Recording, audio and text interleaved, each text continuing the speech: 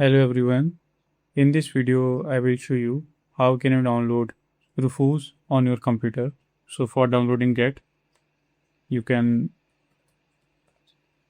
open Microsoft Store. So let me open here. So now here on the search bar, search here for the Rufus. So here you can see Rufus is showing. So now click on this Rufus. So as you can see here, it is an install option. So by clicking on this install button, let me show you. You can download Rufus. So it is now preparing to download. So this will download the Rufus and install it on my computer.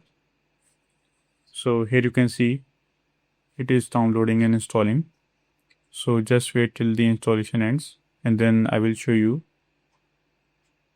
how can you open this. So here is an option open. You can click here to open or can say launch the Rufus on your computer.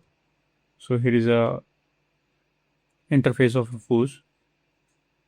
So I hope this video is helpful for you. If you found this video helpful, please do like, share and subscribe. And thanks for watching.